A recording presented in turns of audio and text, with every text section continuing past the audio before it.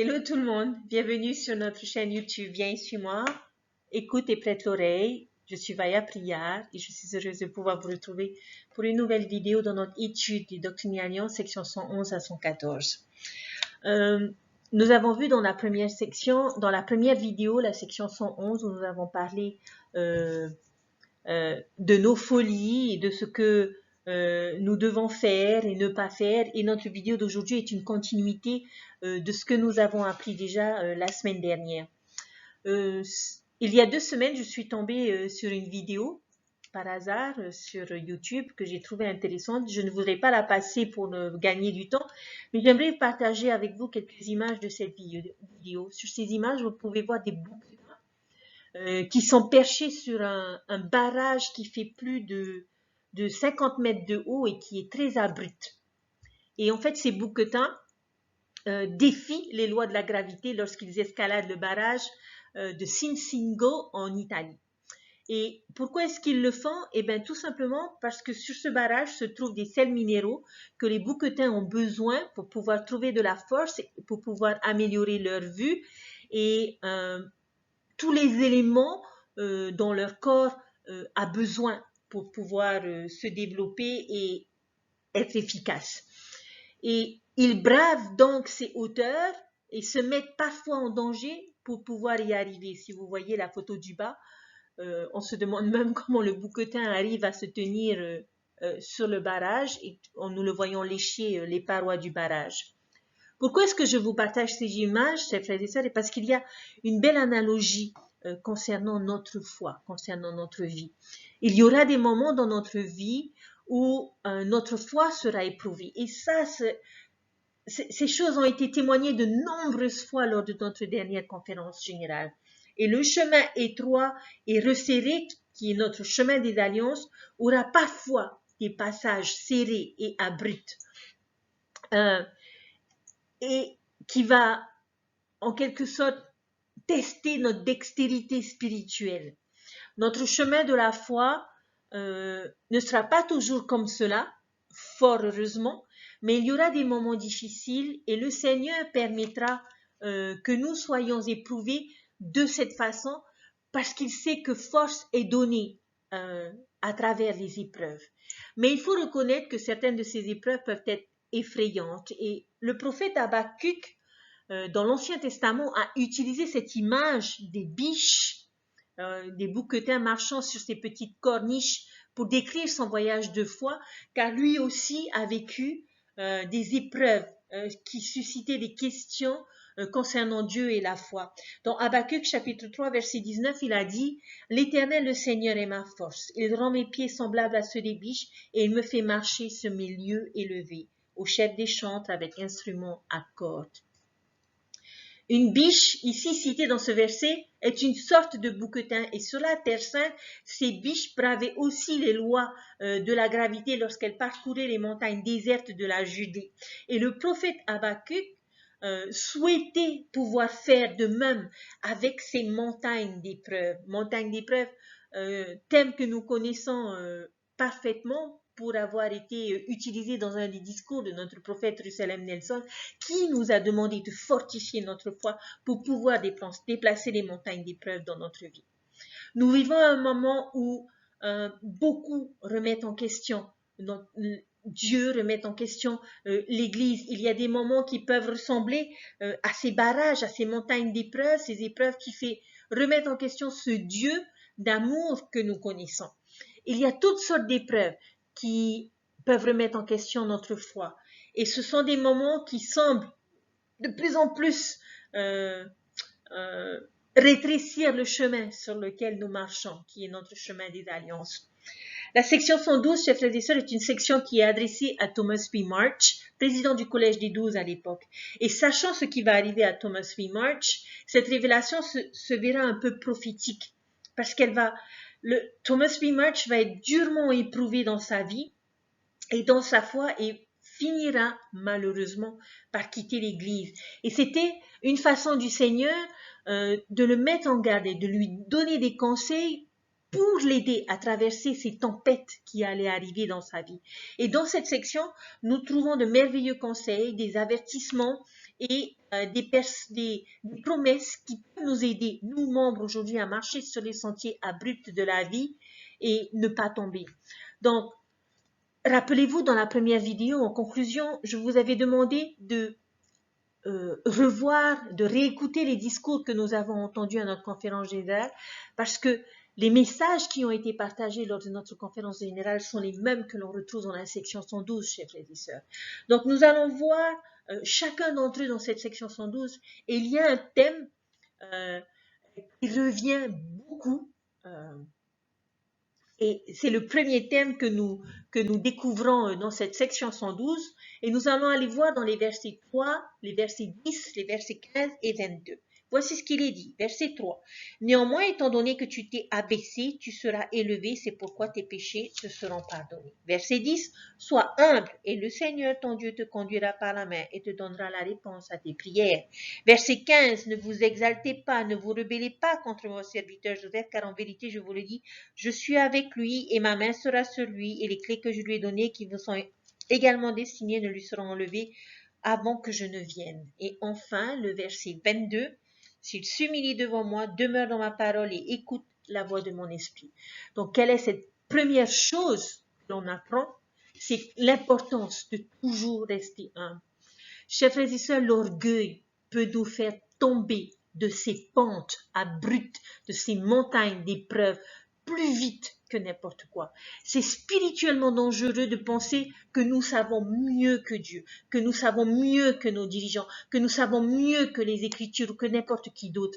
Il y a une vanité séductrice de penser que nous comprenons les principes de façon plus élevée que les autres. Nous devons être humbles pour reconnaître nos faiblesses. Dieu pensait qu'il était suffisamment fort pour ne pas renier le Christ, mais ce ne fut pas le cas. Et je suis sûre que David nous aurait trouvé ridicule si nous lui disons qu'il serait capable d'adultère et de meurtre, tout comme le peuple de l'ennemi pensait qu'ils étaient suffisamment forts pour pouvoir battre leurs ennemis par la force. Et en ce qui concerne Thomas B. March, son orgueil lui fera défaut. Et nous pouvons penser, lorsque l'on parle d'humilité, nous pouvons penser aux paroles d'Ésaïe qui peuvent nous aider lorsque nous commençons à enfler dans l'orgueil. Dans Ésaïe chapitre 55, les versets 8 et 9, voici ce qu'il est dit. Car mes pensées ne sont pas vos pensées, et vos voix ne sont pas mes voix, dit l'Éternel. Autant les cieux sont élevés au-dessus de la terre, autant mes voix sont élevées au-dessus de vos voix et mes pensées au-dessus de vos pensées. Ce que le Seigneur nous dit dans ces versets, chers frères et sœurs, c'est que nous ne pouvons pas avoir la même perspective que lui et que nous devons apprendre à lui faire confiance et à nous humilier. Donc, la première chose que nous devons apprendre et mettre en pratique dans notre vie, même chose qui a été partagée lors de notre conférence générale, toujours rester humble et nous tourner vers le Seigneur. La deuxième chose se trouve dans les versets 5 à 7 de la section 112 qui disent ceci. Combat donc matin après matin, que ta voix d'avertissement se fasse entendre jour après jour. Et quand la nuit vient, empêche les habitants de la terre de dormir à cause de ton discours. Que ton habitation soit connue en Sion et ne déplace pas ta maison, car moi, le Seigneur, j'ai une grande œuvre à te faire faire, celle de publier mon nom parmi les enfants des hommes. Quelle est cette deuxième chose que le Seigneur nous demande de faire pour surmonter nos épreuves et surmonter nos montagnes? C'est de proclamer son évangile. J'aime beaucoup le premier mot du verset 5, je l'ai entouré, combat.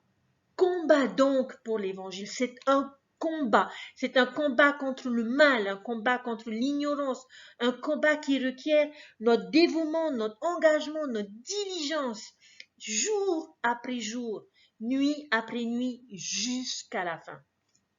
Nous devons nous revêtir, chers frères et sœurs, de ce que l'on connaît, que l'on appelle l'armure de Dieu et porter notre croix chaque jour.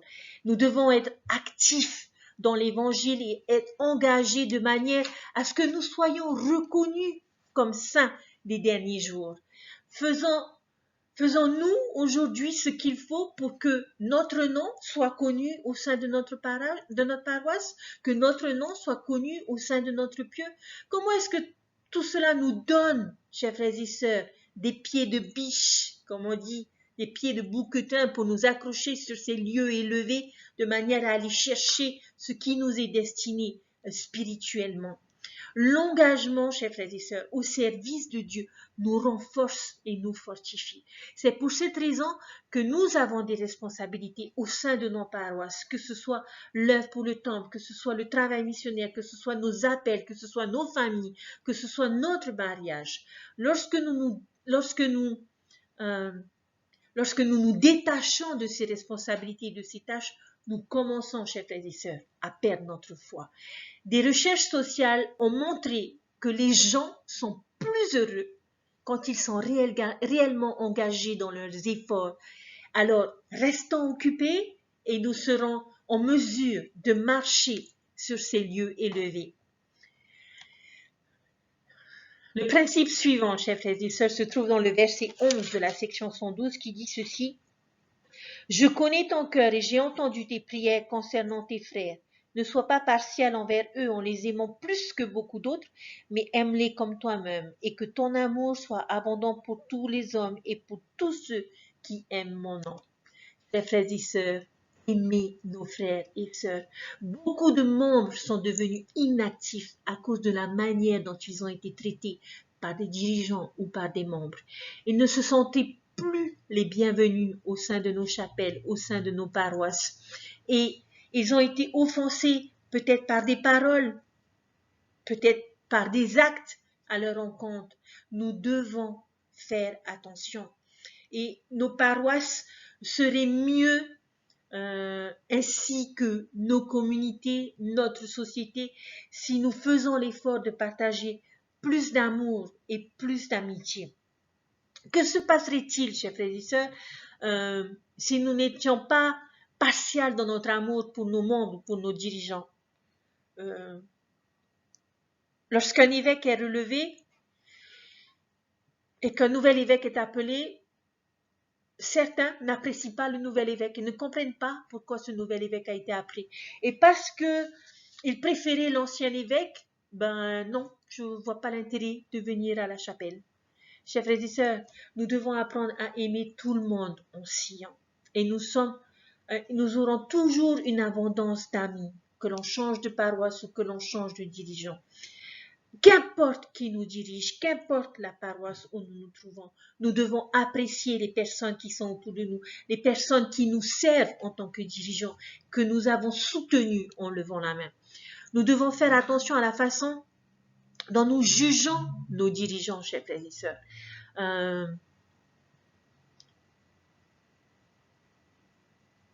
Le commérage et le jugement a été une grande cause d'apostasie des saints.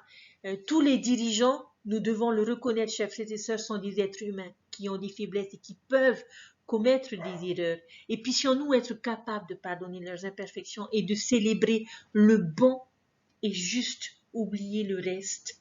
Il est important, chers frères et sœurs, que nous soyons en mesure de pouvoir partager cet amour autour de nous, cet amour pour nos dirigeants, pour nos frères et sœurs dont nous avons la responsabilité à travers notre service pastoral. Lors de notre dernière conférence générale, on nous a invités à pouvoir aimer notre prochain, être plus gentil, plus courtois vis-à-vis des personnes qui sont autour de nous.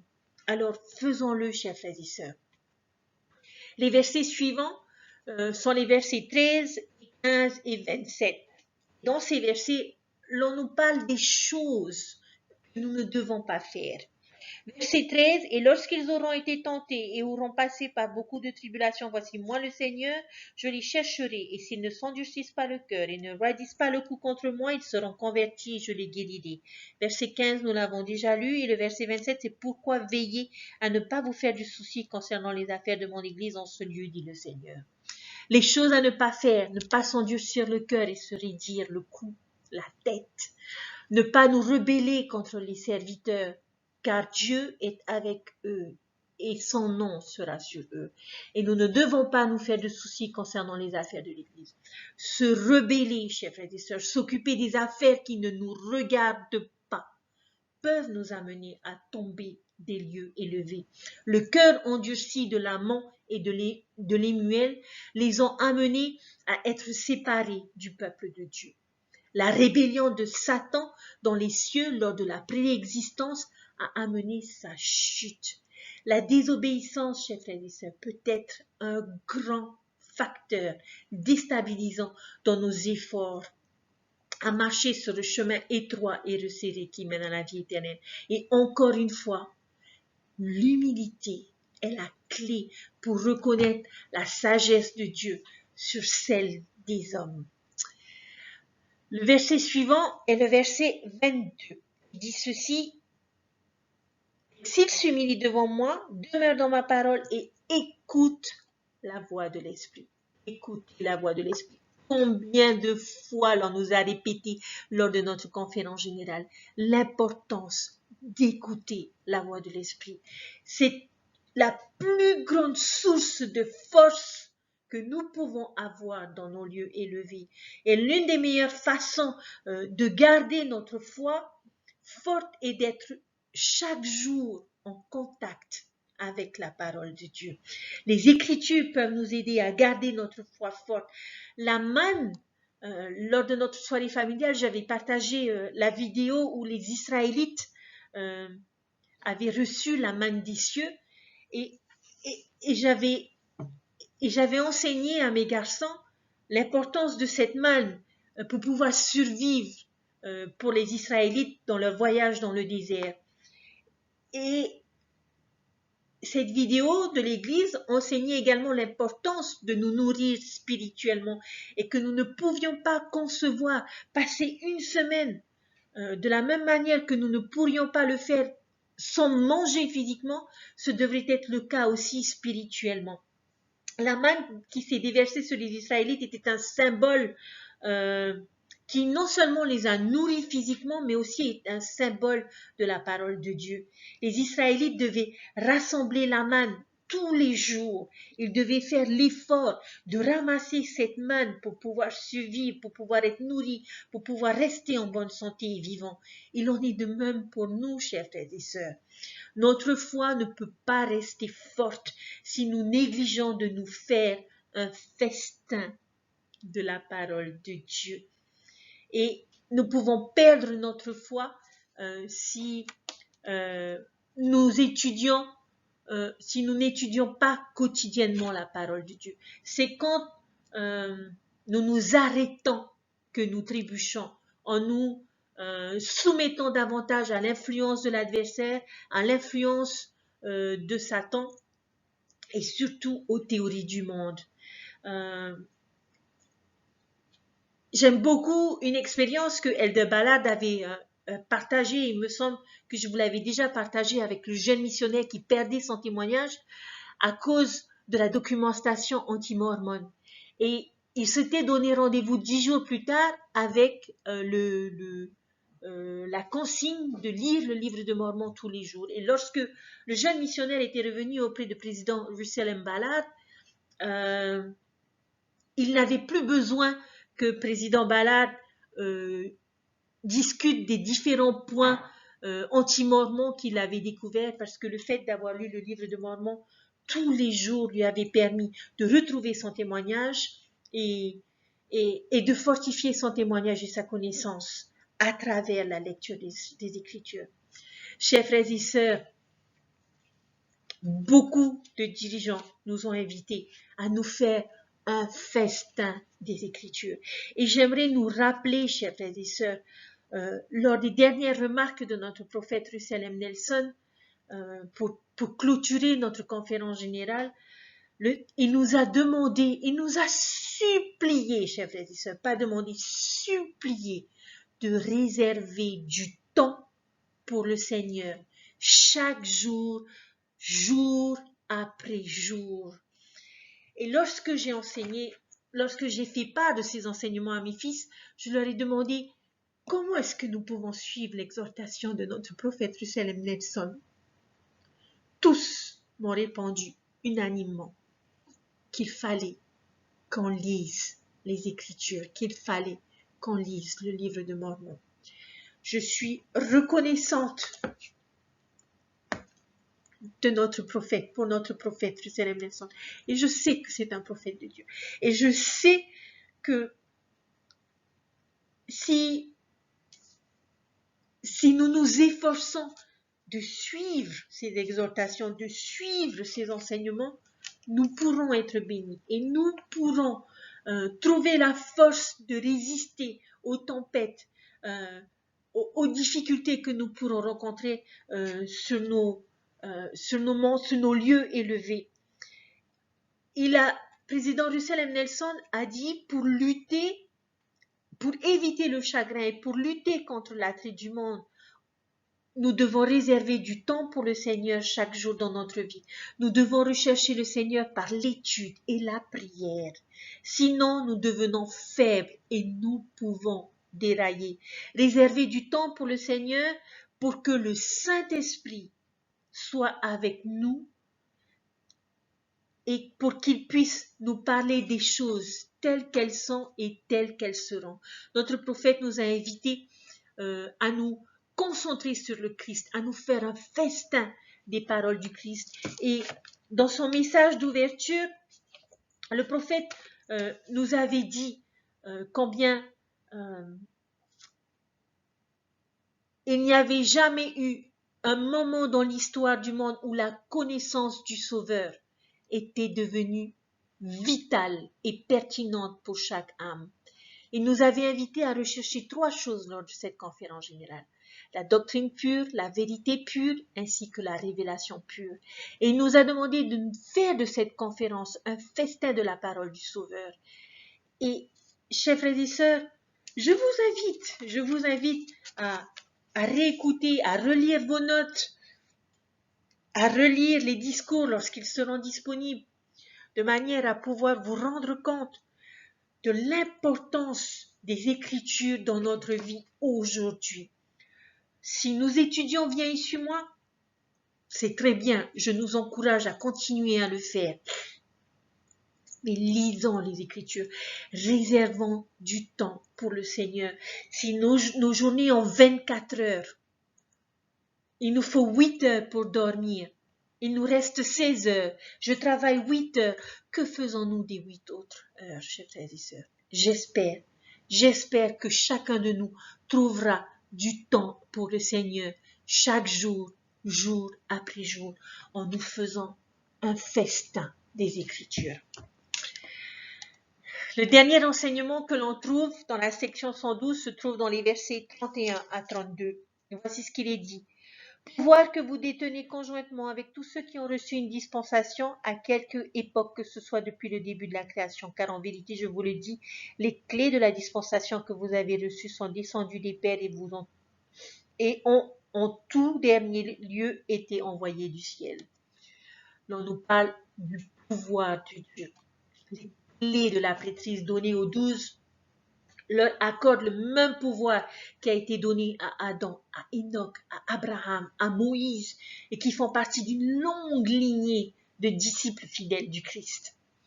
Comment est-ce que cette pensée peut nous aider à prendre de l'assurance dans nos lieux élevés? Eh bien, c'est comprendre et honorer notre héritage spirituel, chers frères et sœurs. Nous avons un héritage de foi. Nous pouvons trouver de la force, de la foi dans nos ancêtres, dans leurs sacrifices et dans leur expérience. Chers frères et sœurs, toutes ces choses nous aideront à avoir de l'assurance dans nos lieux élevés et notamment dans nos épreuves et dans nos difficultés. Nous aurons tous, à un moment ou à un autre dans notre vie, des collines à franchir, des sentiers dangereux qui peuvent être glissants et abrupts.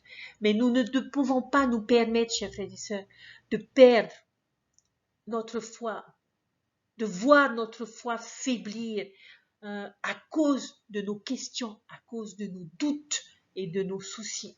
Il est possible de franchir ces collines abruptes avec une dextérité spirituelle et devenir ainsi plus fort. Souvenons-nous des enseignements de notre prophète, de nos prophètes lors de la conférence générale. Souvenons-nous des enseignements de la section 112 et faisons ce qu'il faut aujourd'hui pour pouvoir braver ces montagnes. La section 113 est une section que je nommerai un peu une section questions-réponses. Parce que une nouvelle fois, le prophète Joseph Smith, dans sa traduction des paroles d'Ésaïe, avait des questions, se posait des questions. Mais il y a une image principale à cette section, c'est que lorsque nous étudions les Écritures, assurons-nous de nous poser des questions.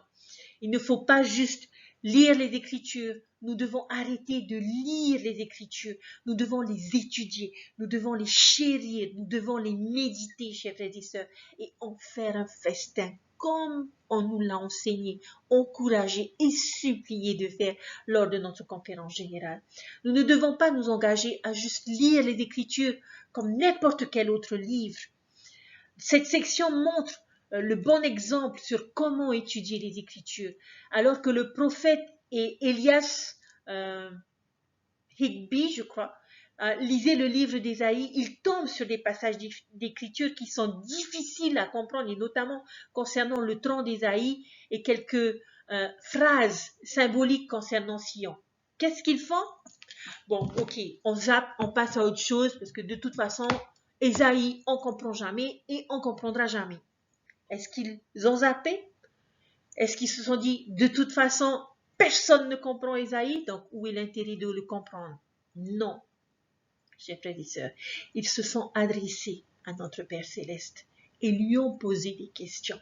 Et c'est de cette manière, chers frères et sœurs, que nous devons étudier les Écritures, poser des questions, méditer et permettre à l'Esprit, comme le prophète nous l'a promis, permettre à l'Esprit de nous enseigner. Et les réponses peuvent ne pas parvenir tout de suite lorsque nous posons la question.